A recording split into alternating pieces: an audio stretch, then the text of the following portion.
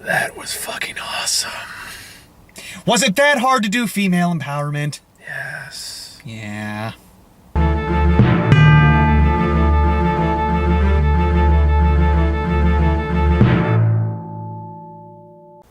Okay.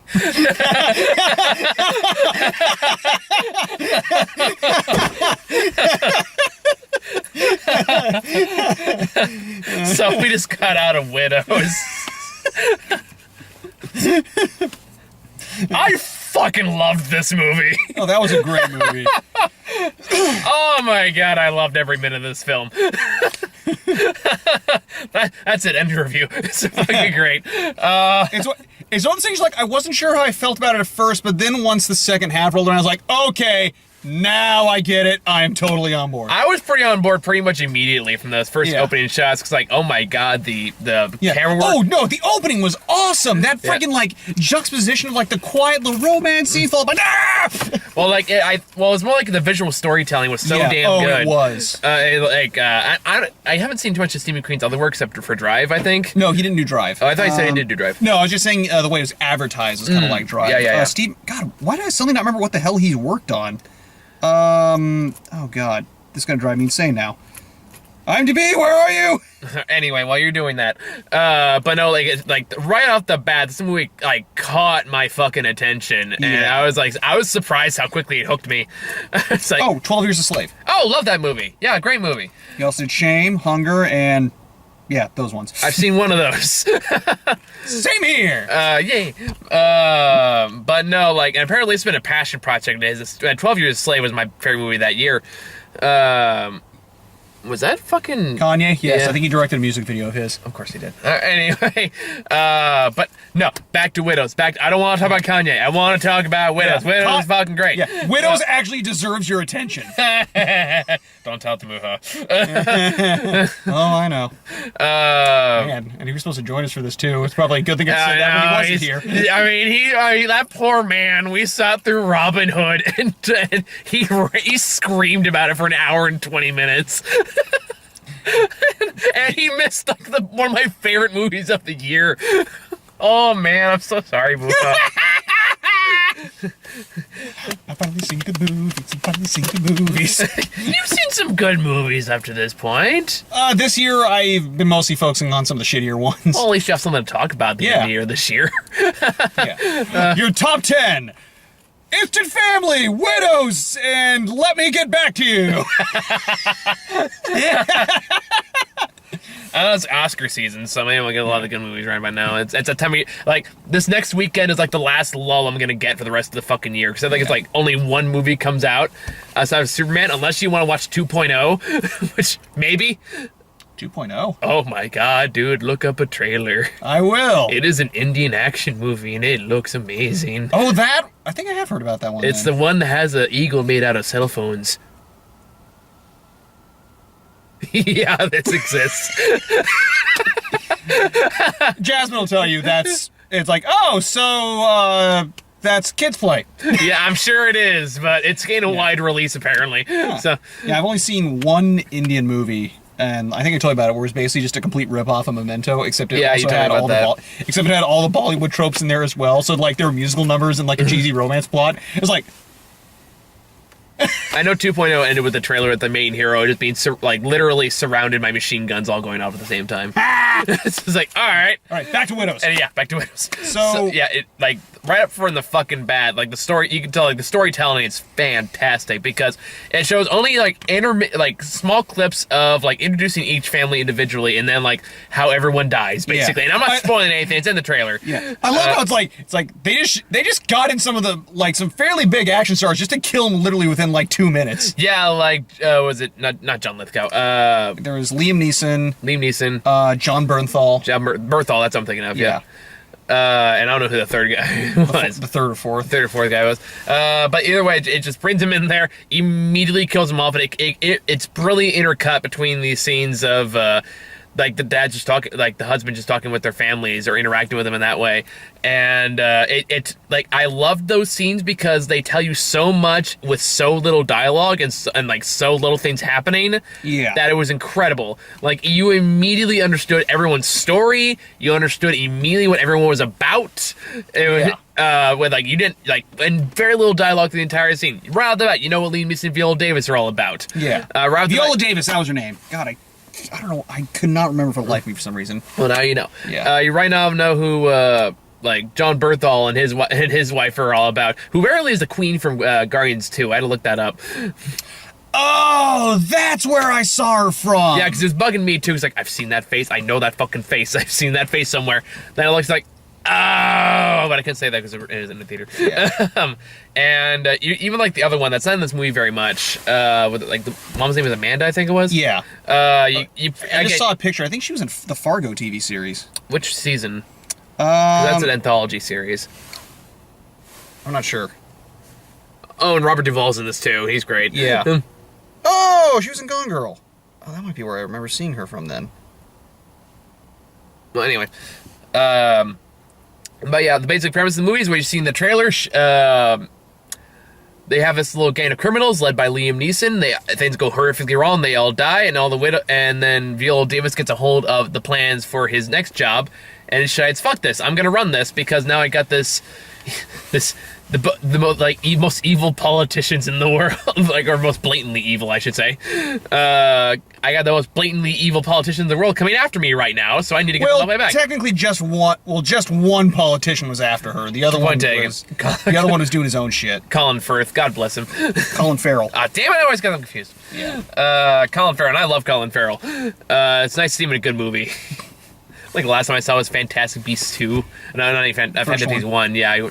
Well, the second one was so forgettable. It might as well have been. Well, to be fair, spoiler alert, he did turn into the guy that Johnny Depp replaced. I wish it stayed Colin Farrell. I saw Fantastic Beasts 2. He didn't do shit. But anyway, I don't want to rant about Fantastic Beasts 2. Let's talk about that movie. Happy thoughts. No, Fantastic Beasts 2, no. Yeah.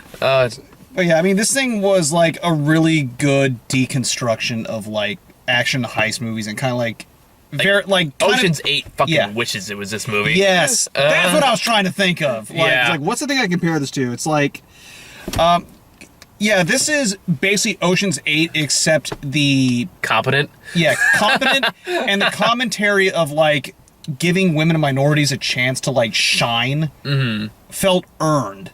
Yeah, like this isn't. Like, it's not like the frickin' Ghostbusters remake. It's not like... God, what was some of the other crap? One of the trailers, which we will talk about later. Oh, God. It's like, I mean, when you have Viola Davis leading your team, she can, like, yell at me for not doing my homework, even if I don't have any. I'm sorry. Dude, even in the bad movie, she is awesome. Like, frickin' Suicide Squad. Yeah, she was part of that fucking movie. Like I said, my point is, like, that woman can intimidate the shit out of anyone. Yeah. She has that scowl, like, throughout the entire movie. It's like, oh, do not fuck with her. And she never stops carrying around her little white dog, which is, I want to steal that goddamn dog. Oh, dude, your reaction probably is like, if you hurt that goddamn dog. Oh, yeah, because, like, the catalyst of this movie is that there's two competing politicians. One is named Mulligan, who's played by Colin Farrell, and one is played named Manning, who, by the way... whoever plays, I forget the name of the actor, the guy who plays his brother, who I know is in Black Panther. Aiello? That one, is amazing in this movie. The scene, because he plays like the hitman, or like, what do you call him? The collector? Yeah. Whatever it is. He is so damn creepy in this, and it's such a subtle way. It's like he has this sense of... He's like nonchalant about it, which makes it creepier. He kind of goes the Freddy Krueger approach. A little bit, it's cold in the right way, where it feels refreshing, but also still insanely intimidating. Yeah, because it's just like he'll go from like being intimidating to chill to intimidating again. Sometimes at the same time. Yeah. Like there's a scene that's going to slightly spoil the territory where he's interrogating somebody who's in a wheelchair, and after just knocking him down, he just starts stabbing him in the legs. And he's like, "You don't feel anything down here. How about here?" Stabs him in the ass. Yes. Stabs him in the arm. Stabs him in the arm. It's like, "Oh, you felt that one." It's like, Jesus fucking Christ. And the way this movie is shot. Can we talk about the camera work of this movie? The camera work of the movie is so goddamn good. Yeah, it helps they do like a lot of long takes. Yeah, I was gonna bring that up. To really like let you soak in what's going on. Or even then, just unique camera angles and unique shots that you don't really see in a lot of these heist movies. I thought it was really refreshing to see. Like, there's a whole sequence with Colin Farrell after he leaves a rally where the camera is just outside of the car and just hear him talking inside. Yeah. The only person you can really see is the driver, and it kind of like pans. Even though you can't really see him. Like, he's the clearest, not fully clear. But the funny part is, like, that scene works better because you don't actually see what's happening. Yeah, it leaves the way that they're acting kind of to the imagination, visually speaking. Yeah, and it's like, again, Colin Farrell is such an underrated actor. I mean, you can give him the worst project in the fucking world, and he will act the shit out of it. Winter's Tale comes to mind. And I will throw Daredevil into this. Well, he clearly was having fun. I cannot deny that. Like, as bad as that movie was, we know at least one person that came out on top of that. It was Colin Farrell. Well, everyone else did too, after several years. But I mean, like, during. Yeah. Like, one person said, I want a career after this, and it was Colin Farrell doing, like, fuck it, shoot for the moon, let's do this. That's Colin Farrell in a nutshell. Yeah. Even Winter's Tale, as batshit as that movie is, Colin Farrell sold the shit out of it. Which, you haven't seen that one, right? I've seen your review of it, but I've not seen the actual movie. There's some shit I had to cut. He fucks a girl to death in that movie, it's great. Wait, what? Yeah, that happens. And they play for laughs? Was it supposed to be serious? No, it's dead serious. What? How? Well, the girl he fucks, that has a thing where she's like some kind of weird like pneumonia thing. I don't know, but apparently, like, the hotter she gets, like it gets the more closer to death she gets. So she has to always be on the snow. It makes no goddamn sense. But either way, they decided to bang, and I guess their bane was so hot it killed her. While he's still inside of her.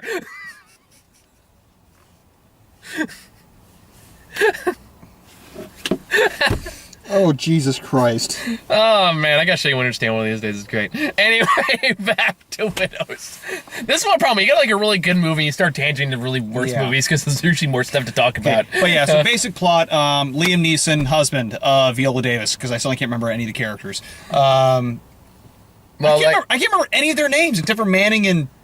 Yeah, just Manning. Well, Manning, I was like, one plays, the owner of the prom shop.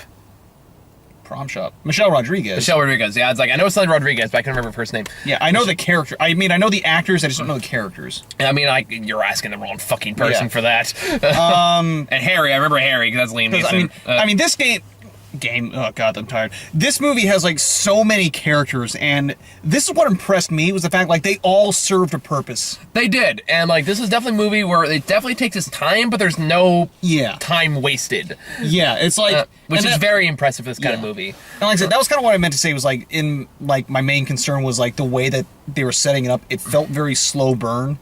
And I didn't know if it was going to have a payoff, and thankfully it did. No, I usually like slow burn movies if there's a good payoff for it, and the payoff for this movie is fucking great. Yeah. And like it's definitely one where like it is worth the wait. Okay, I got the names here.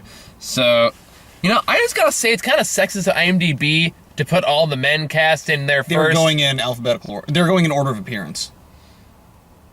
I suppose. I don't know. Fair enough. And so Alice was the one who's the white girl. Yeah. Ow, that hurts. And then Linda was Michelle Rodriguez. Cool. Why did I do ab workout yesterday? I don't know why. And why do I have to cough now? I don't know why. Oh, God, damn you, biology, you're an asshole. But yeah, anyway, so Manny and his brother are the framing of this character was actually really, I thought was really clever, because they definitely they played up, like Colin Farrell goes to visit him to basically say, hey, drop out of the race pretty much because we're gonna kick your ass. And then he positions himself as like the high and mighty, like, oh, you big city sick of power corrupt politicians coming down here. I don't know why he's southern in my accent right now. Yeah. Because I can't do Chicago voice, that's why. I can do Boston, can't do Chicago. Yeah, they're pretty close. Anyway, and basically says, but as soon as they leave, it was like, man, I want to get out of the drug business or whatever. Is it drugs? It's some kind of big money laundering thing. So they're going to make a lot of money really quickly. I don't think it's ever really said what it is. And that was also the interesting thing about these characters. I mean, these two in particular, was the fact that, like, they were doing some shady shit, but you could tell that, to a degree, their hearts were kind of in the right place. I mean, there's really no... I mean, outside of, like, Viola Davis and the other women, like, there's really no good guy or bad guy in this. Yeah. Everyone's kind of corrupt and evil in their own kind of way. Like, Colin Farrell is definitely part of, like, a corrupt political family, but he also really wants to get out of this shit. Yeah. But he's stuck there by Robert Duvall, and it's nice to see Robert Duvall back. Yeah. I haven't seen anything since The Judge, I don't think. Oh. Remember that one? I never saw it, but I heard it was... It was fine. There was a weird part where they made it sound like Robert Downey Jr. wanted to fuck his daughter. Anywho... To be fair, he didn't know it was his daughter at the time. Right. Anywho... back to the movie. I'm gonna see what other, like, weird movie snippets I can make to make you uncomfortable right now. So let's talk about the fucking in this movie. No, okay. Anywho, no, seriously though. But yeah, so anyway, Manning goes over to Viola Davis, basically like, hey, your husband stole money from me, I want it back, so you have a month to basically find a way to get it back. And that starts her on this path to robbing a character who, robbing someone who is meant to be like a spoiler, so I'm like, I don't know if I say too much right now. You find out in the last second, or kind of like in like it kind of leads into the third act. Yeah. Who it is, but they keep that pretty. But the focus up to that point is just kind of building the characters up and kind of everyone kind of has their own little journey. Yeah. And everyone's like the act like. I'm hoping this gets nominated for an Oscar, because I feel like at least one person in this cast deserves it, because everyone's excellent here. Yeah. I don't know if it will, because the way it's advertised and the way it's kind of promoted. Yeah. It's definitely more like in the thriller heist genre, and that's not usually something you see in the academies. But god damn it, someone deserves something for this. It's Steve McQueen, so maybe. Yeah. I'm sure he'll at least get a Best Director nod. Yeah, but give Viola Davis a nod. Give even Michelle Rodriguez pulled her weight, and I don't usually like her in movies. Oh, what was the thing you were talking about? They're talking about, like, it's like, you know, you're crazy, right? It's like, what'd you think? What was he said? Wait, which part? He said something about, like, her character or her being crazy or something like that. It's like, well, she was in Avatar. And I thought, no, she was in Blood Rain. Oh, yeah. I think the favorite one-liner I got in this, when Alice, who is played by Elizabeth, starts with the Debicki? D. Yeah, Debicki. Or Debicki? How do you say it? I don't think it matters. We're going to Steve Buscemi it. Is he right? It's Steve Buscemi. You heathen. I'm kidding. Anyway. Yeah. I think the best one was, though, it's like the Viola Davis gives her the job to, like, look for guns. Oh, yes! And they go to, like, this weapons, like... A gun show. A gun show. And you just see these, like, little tiny swords are on display there. And Lena's like, all right, I know, just hear me out. I know you said guns, but hear me out on this. Swords. Let's rob them with swords. Most bitchin' little hockey mask wearing heathies of all time. Yeah. Did you ever see Raiders of the Lost Ark? No, but I heard it was great. What happened? Teenage Mutant Ninja Women. Oh, widow, sorry. Teenage Mutant Ninja Widows. But anyway, so what happens is when... Yeah, that's the other thing. Is like, they show, like... Killers in a black mask. Anyway. Sorry, continue. I had to. Yeah, like, each person kind of gets these ones that, like, they show off their skill sets or, you know, like, kind of intelligence. Oh, yeah. Like Alice. I wouldn't say she's smart, but she's crafty. Yeah, she knows how to manipulate people, which can go for a lot. Yeah. And then Michelle Rodriguez's character, I'd say she's definitely the other way about like that. I mean, no, she has some crafty moments too. There's that one creepy scene that happens. Like, yeah, that was a little. I get why this happened. She was using that as a means, kind of like cover and get out without like. I almost used an non-pun intended word without arousing suspicion.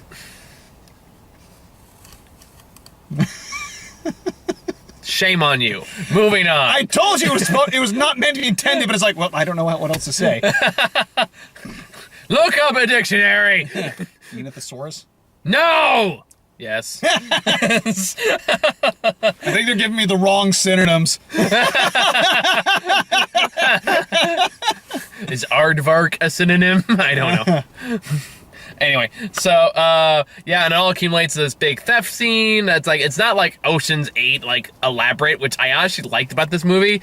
And like what I love about this movie, it's dirty, it's grimy, and like nobody's clean, and it's just been it has 1 foot ground of reality at all times. All the characters reflect that. Yeah. Even ones that come in later, and I don't want to talk too much about what happens in the third act because I want you to see this movie, even though it's kind of already on its way out, sadly. Yeah. Thank God we were able to see it today. Oh, thank God. Yeah, because I would be so pissed off if I watched this like next year. It's like, son of a bitch! It's like when I watched Whiplash. I was like, God damn it! Still need to watch that. I have it on Blu-ray. Yay. But anyway, so like again, I don't want to talk too much about it because I don't want to give away spoilers so much as like everything about this movie works. Yeah. And all the characters work, the acting works, the twists work, the finale's fucking great. Yeah. Like there's not really, I can't really think of any movie I didn't like, honestly. Yeah. Yes, it's for sure gonna be on my top 10 list. Oh yeah. Yeah, this is a hell of a good way to kick off Oscar season.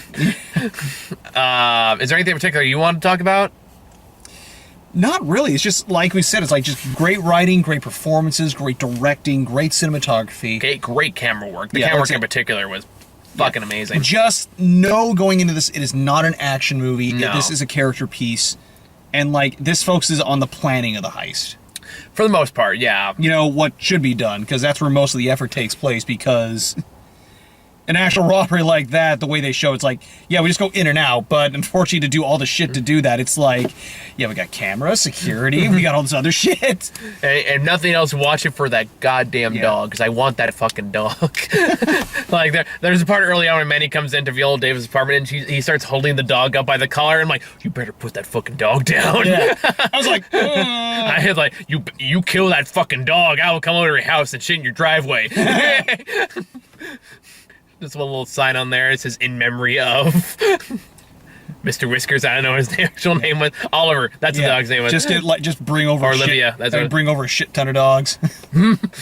There's a pile of dog shit is what I'm gonna bring. And release. It was just a movie, not to me.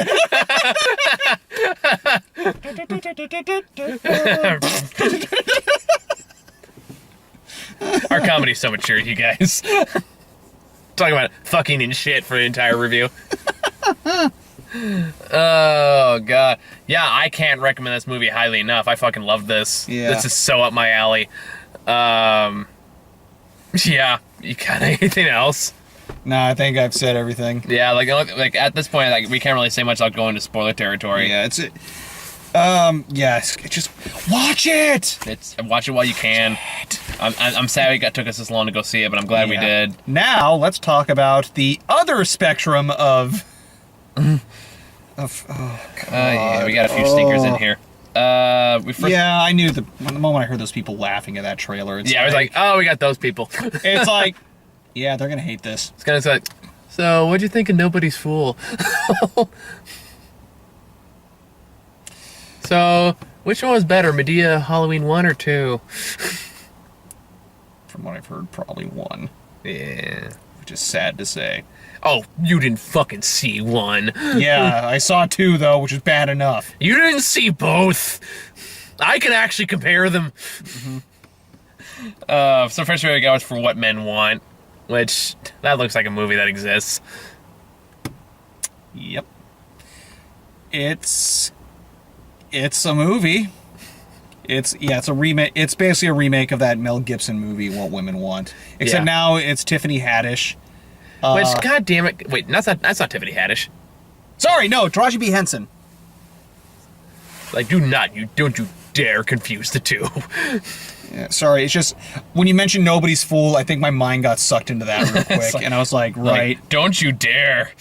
Like, I mean, she picked some shitty fucking movies, but at least Taraji P. Henson tries. yeah, like, Taraji P. Henson's a legitimately great fucking actress. Acrimony! Yeah, damn. You're goddamn right, Acrimony. Could separate the con man from the con! Man! I gotta rewatch that movie, man. Me and Muha are talking about doing like once a month like bad movie watch, like kind of like we did for Kirk Cameron Saving Christmas. Yeah. We might put that on the list because that is fucking worth a rewatch. Oh God. Was that as good as When the Bow Breaks? I don't think so, but oh my God. I don't know. Acrimony was more batshit than When the Bow Breaks. That is true. So yeah, What Men Want is probably not going to live up to that caliber. Yeah. Like, and then we got Miss Bala, which looks like shitty Peppermint. Which Peppermint's already pretty shitty. Yeah. So. Yeah, it's Gina Rodriguez action flick. It just doesn't look good. No. I give her props for trying. Yeah. But yeah, I don't. Because she's a good actress and she frickin' tries. Yeah, so I'll give her credit for that, but I don't know.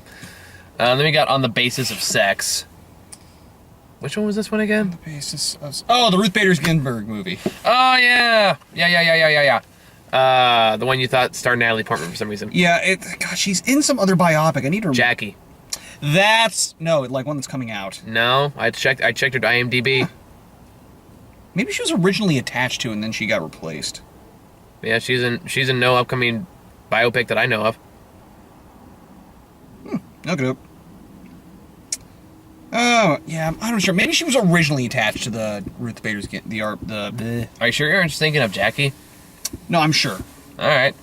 Well, anyway, the point is this one looks Oscar baity as shit. Yeah. But it's still that doesn't necessarily mean it's gonna be a bad or by any means. It could be perfectly fine. I don't know if it really like. It definitely looks a little manipulative for my taste. Yep, looks like it. Good cast though. Yeah. Well, that's it wouldn't be an Oscar bait movie with a bad cast. Yep. That it would not. Scroll, damn you, scroll! So yeah, like it could be perfect. It could be good. I don't know. It's definitely gonna be nominated for something more likely. There we go. That's why. Wait. Natalie Portman was attached to star as Ruth Bader Ginsburg for at least 4 years. The project was stuck in development. She eventually dropped out and was replaced by Felicity Jones. Good. That's why I was confused. I like Felicity Jones. All right. Yeah. No, she's a good actress. Then we got, speaking of other Oscar bait movies, we got If Beale Street Could Talk. Director Moonlight, I'm down. Yeah. I think we need to invite Muha or something though to this one, so we don't end up what happened last time. Oh yeah. Very like two white people going to see Moonlight with context we have no way of understanding or really talking about. Yeah, I may have had slightly more than you did just based on conversations I had with other people, but we were both kind of out of our element. That was more of a case like I just know what Muha and Ron have told me, and I'm staying the fuck out of this. That was my feelings on Moonlight.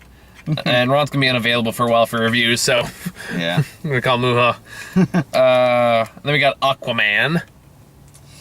I still have my reservations, but the early reviews have been decent. Well, I guess reviews is a bit of a buzz, as you put it. Is a rough term, yeah. But like the early buzz on Twitter has been positive. Like some people say it's basically like an MCU Phase 1 movie. Is what I've heard it compared to. So like I heard some people put on par with like Thor 1. Which movie I actually really liked. Yeah. I thought that was an underrated movie. I think so too, honestly. Like, especially Tom Hiddleston starring that movie was fucking great. Yeah, no, everyone agreed he was awesome though. Yeah, but I always think that Thor 1 always gets a bad rep. Thor 2 deserves whatever it gets. Yeah. Even though I don't think it's that bad, but it's not good either. Just average. Yeah. But yeah, Aquaman, it's one of those cases like, maybe I'm actually wrong. It'd be nice. I want Aquaman to be good. Yeah, it's hope for me. It's a case of hope. Okay, might be a strong phrase when I say hope for the best, expect the worst. Mm-hmm. But it's like, I don't have high hopes, but I'm still trying to have hopes. I mean, like, at this point, I'm like, if it's better than Man of Steel and Batman vs Superman, I'm good. Yeah.